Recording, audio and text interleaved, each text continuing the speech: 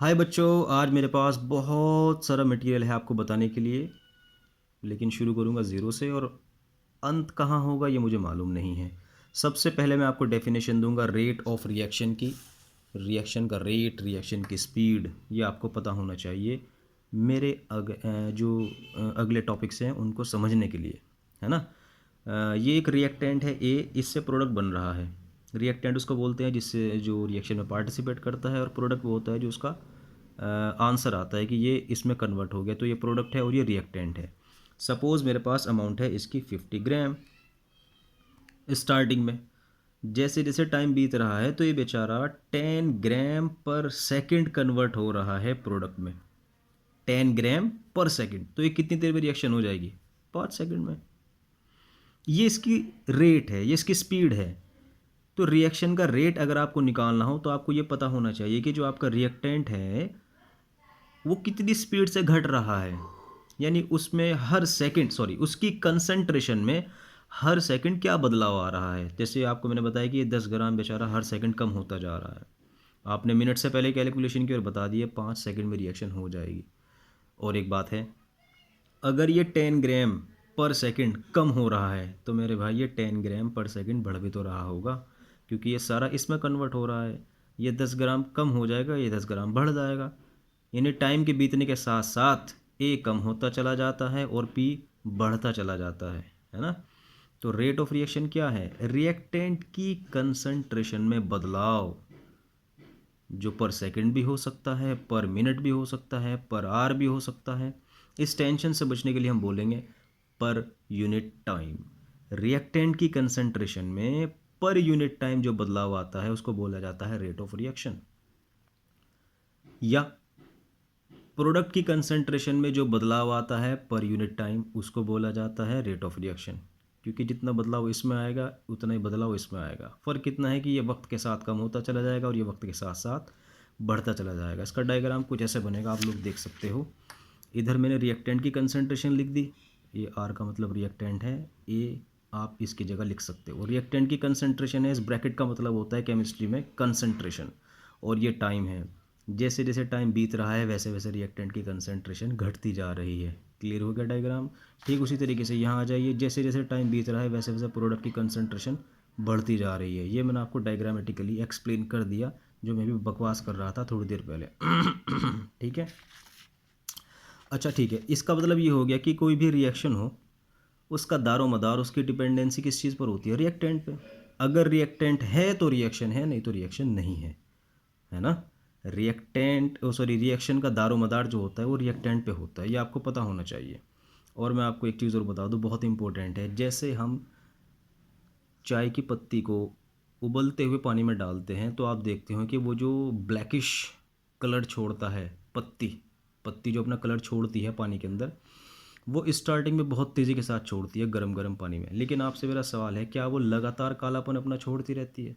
नहीं। वो शुरुआत में बहुत तेज़ कालापन छोड़ती है, उसके बाद वो धीरे धीरे अपना कालापन कम करती चली जाती है, और ये वक्त ऐसा है कि वो बिल्कुल नाम नाम की पत्ती रह जाती है, उससे कालापन नहीं निकल पाता, है ना। लेकिन अगर आप ज़्यादा मतलब पत्ती चाहते हो तो क्या पुरानी पत्ती से ही काम चलाओगे या नई पत्ती डालोगे? ऑफ कोर्स नई पत्ती डालनी पड़ेगी आपको, है ना।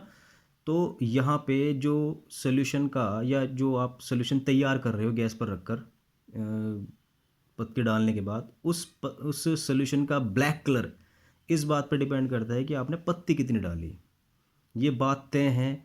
जो रिएक्शन का रेट शुरुआत में होता है वो लगातार नहीं होता, क्योंकि आपकी रिएक्शन स्टार्टिंग में बहुत तेज़ चलती है, उसके बाद वो कम होती चली जाती है। जैसे पत्ती का काला रंग शुरुआत में बहुत तेज़ आएगा, लेकिन वो लगातार नहीं छोड़ने की पत्ती कालापन, वो धीरे धीरे कम होती चली जाएगी।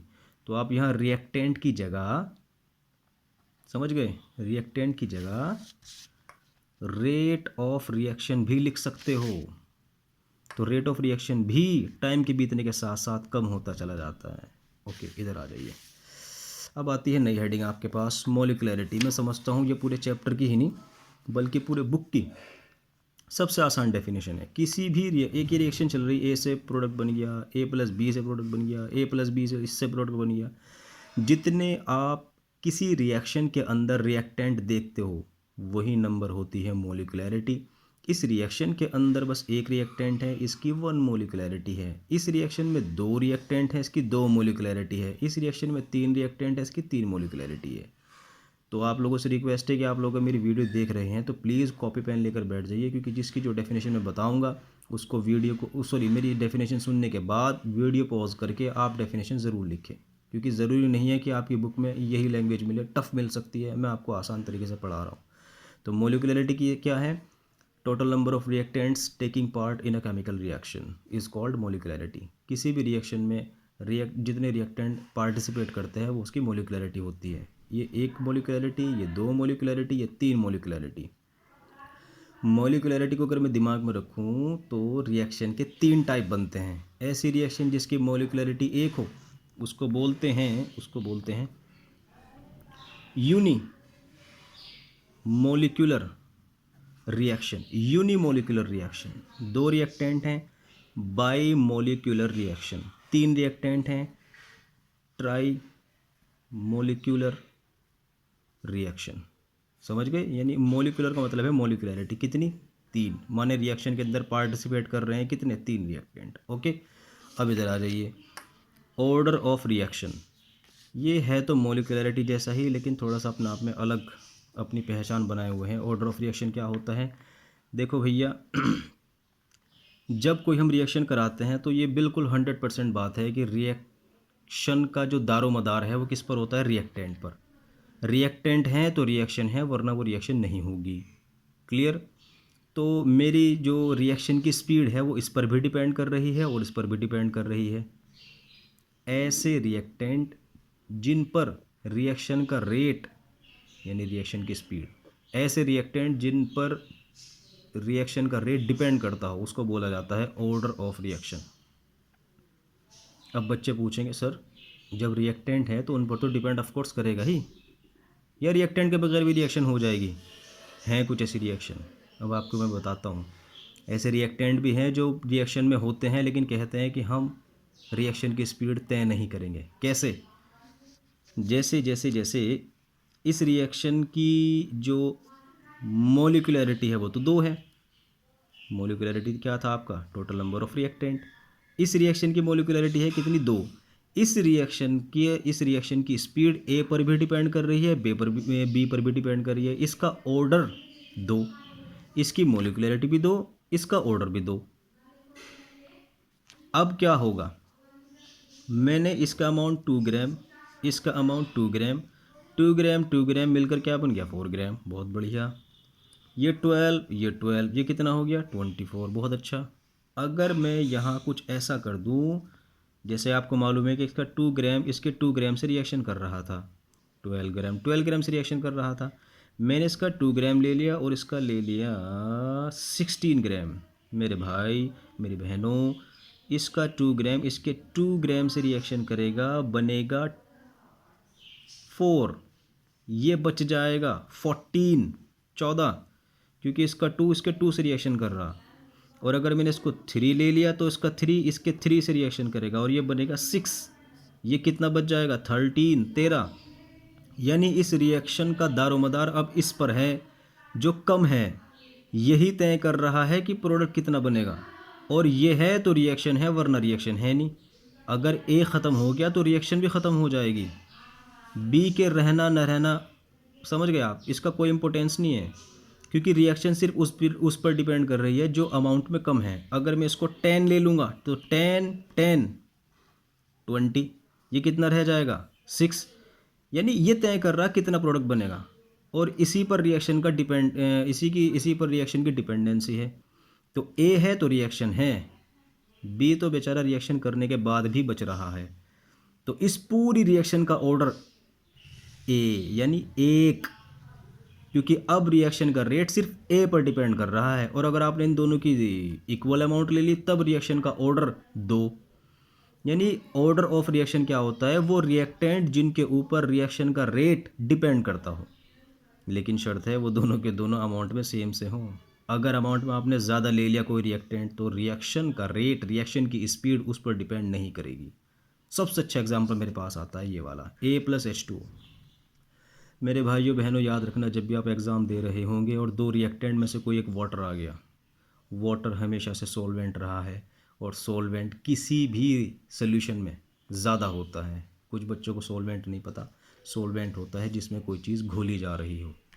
जैसे शुगर को आप पानी में डाल दोगे तो पानी क्या हो गया, सॉल्वेंट, और शुगर क्या हो गई, सोल्यूट। तो आप यही तो कहोगे शुगर को पानी में डाल दो, या ये कहोगे पानी को शुगर में डाल दो। अरे भाई, जो चीज़ ज़्यादा होती है उसी में तो डाला जाता है। तो आप ए को H2O में डाल रहे हो तो ये ज़्यादा है, ये वही है जैसा ऊपर मैंने बी एक्सप्लेन किया था।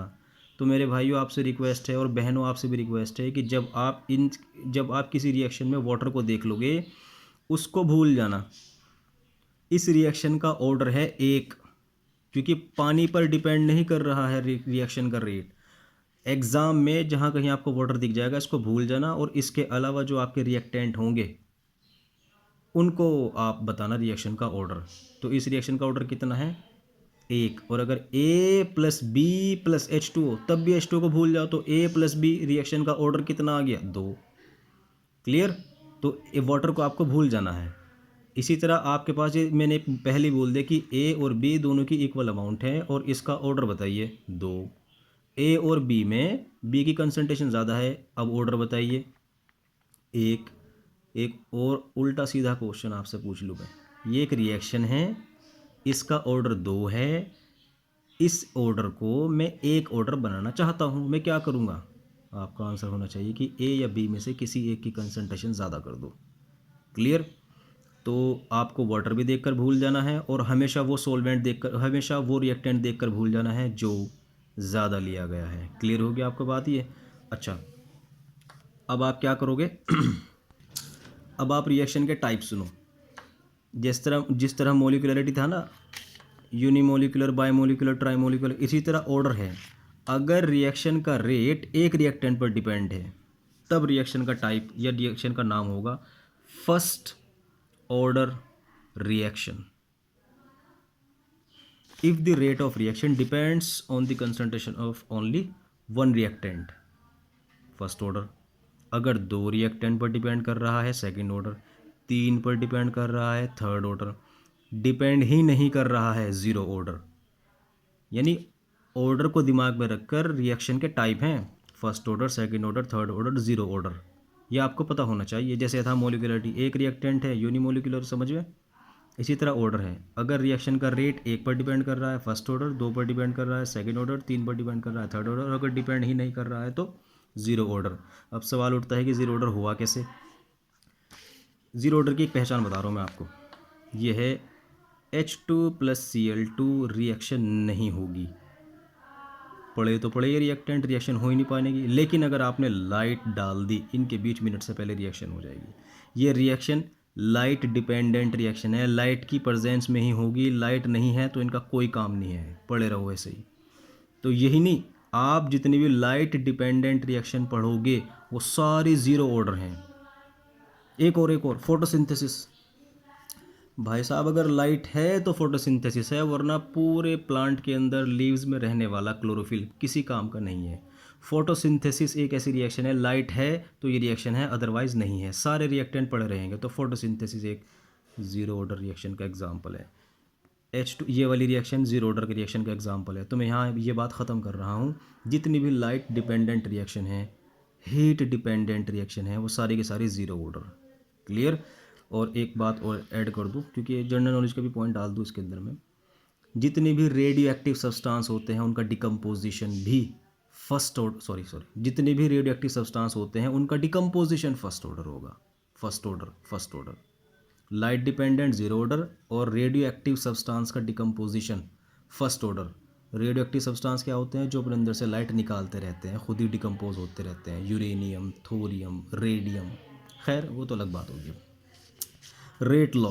अब मैं आपको जो बकवास की है ये वाली कि इसके ऊपर भी रेट ऑफ रिएक्शन डिपेंड कर रहा है, इसके ऊपर भी रेट ऑफ रिएक्शन डिपेंड कर रहा है, नहीं, इसके ऊपर रेट ऑफ रिएक्शन डिपेंड नहीं कर, अला बला जो मैंने आपको पढ़ाया था, मैं इस बात को लिखना चाहता हूँ एक लाइन के अंदर।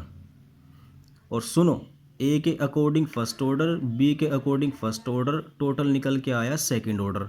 ज़रा मुझे इस बात को लिख कर दिखाओ एक लाइन के अंदर। ये लिखा जाता है रेट लॉ के अंदर। रेट लॉ क्या है, किसी भी रिएक्शन का रिप्रेजेंटेशन पावर की टर्म्स में। जैसे मैंने आपको पहले ही बोल दिया कि एक रिएक्शन बी से हुई, ए के हिसाब से भी फर्स्ट ऑर्डर है रिएक्शन, बी के हिसाब से भी फर्स्ट ऑर्डर है। ज़रा मुझे इसका रेट लॉ लिख दीजिए। जो जो आपको सुनने में आ रहा है वो चुपचाप इसकी पावर लगा दो। जैसे ये आपको एक रिएक्शन मिली ए प्लस बी प्रोडक्ट, क्या बोला मैंने, ए के अकॉर्डिंग फर्स्ट ऑर्डर, बी के अकॉर्डिंग फर्स्ट ऑर्डर, तो आप यहाँ क्या लगा दोगे, वन वन। ये आपका मैंने लिख दिया रेट लॉ। वो आपको बोलेगा कि रिएक्शन ए के हिसाब से फर्स्ट ऑर्डर, बी के हिसाब से सेकंड, ए के हिसाब से फर्स्ट ऑर्डर, बी के हिसाब से फर्स्ट ऑर्डर, इसका रेट लॉ लिख दीजिए। लिख दिया। Question change. अरे ए के हिसाब से फर्स्ट ऑर्डर है, बी के हिसाब से जीरो ऑर्डर है। ले भाई, ए के हिसाब से फर्स्ट ऑर्डर है, बी के हिसाब से सेकंड ऑर्डर है। ले भाई, यानी पावर की टर्म्स में किसी भी रिएक्शन का रिप्रेजेंटेशन रेट लॉ कहलाता है। जब भी आपको रेट लॉ बोला जाएगा तो आपको ये इस तरीके से रिप्रेजेंटेशन देना पड़ेगा अकॉर्डिंग टू क्वेश्चन। अच्छा, इसके हिसाब से फर्स्ट ऑर्डर था और इसके हिसाब से सेकंड ऑर्डर था, तो पूरी रिएक्शन का ऑर्डर कितना आया, ऑफ कोर्स 3। तो ऑर्डर ऑफ रिएक्शन को मैं ऐसे भी डिफाइन कर सकता हूँ कि रिएक्टेंट की कंसंट्रेशन की जो पावर्स होती हैं उनको अगर मैं ऐड कर दूँ तो क्या निकल रहा है, ऑर्डर ऑफ रिएक्शन, है ना। अगर इन पावर्स को ऐड कर दूं तब भी ऑर्डर ऑफ रिएक्शन की डेफिनेशन निकल रही है। तो पहले मैं आपको रेट लॉ की डेफिनेशन बता दूं। The representation of a chemical reaction in terms of powers of reactant concentration, pause करके लिख लेना। और आपका order of reaction, the sum of powers of reactant concentration is known as order of reaction. Video को pause करके आप लोग ये डेफिनेशन ज़रूर लिखेंगे। वैसे तो ज़्यादातर साइंटिस्ट समझते थे कि मोलिकुलरिटी जो होती है वही ऑर्डर होता है। अरे भाई, जितने रिएक्टेंट हैं उन पर तो रिएक्शन का रेट डिपेंड ही करेगा। लेकिन यहाँ के खेल ख़राब हो गया था क्योंकि वाटर आया और इस पर रिएक्शन का रेट डिपेंड नहीं करा।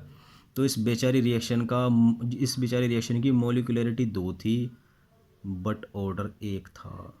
ऐसी रिएक्शन जिसकी मोलिकुलरिटी 2 हो, ऑर्डर 1 हो, उसको भी नाम दिया गया है क्या, pseudo order reaction। The reaction whose molecularity is 2 but order is 1, या फिर फर्स्ट ऑर्डर बायोमोलिकुलर रिएक्शन, या फिर ऐसी रिएक्शन जिसमें दो रिएक्टेंट में से कोई एक रिएक्टेंट एक्सेस में हो, ज़्यादा अधिकता में हो। The reaction in which one of the two reactant is in excess, जो एक्सेस में होता है दो रिएक्टेंट में से कोई एक, तब भी वो रिएक्शन बन जाती है स्यूडो ऑर्डर रिएक्शन। बस यहाँ खेल ख़राब हुआ, वरना मोलिकुलरिटी ऑर्डर के ही इक्वल मानी जाती थी। तो अगर आपसे डिफरेंस पूछूं तो आप क्या बताओगे, molecularity total number of reactant है, बस ऑर्डर ऑफ रिएक्शन वो रिएक्टेंट जिन पर रिएक्शन का रेट डिपेंड करता हो। मोलिकुलरिटी को बगैर एक्सपेरिमेंट के आप निकाल सकते हो, ऑर्डर को नहीं निकाल सकते, इसके लिए एक्सपेरिमेंट करना ही पड़ेगा। मोलिकुलरिटी ज़ीरो नहीं होती, ऑर्डर ज़ीरो हो सकता है, जैसा आपको मैंने पढ़ाया था ज़ीरो ऑर्डर रिएक्शन। क्लियर। अब भाई मैं उम्मीद करता हूँ कि जितनी मैंने बकवास की, जितने आपके लिए टाइम ख़राब किया है, पूरी उम्मीद है कि आप लोगों को ये टॉपिक समझ में नहीं आया होगा।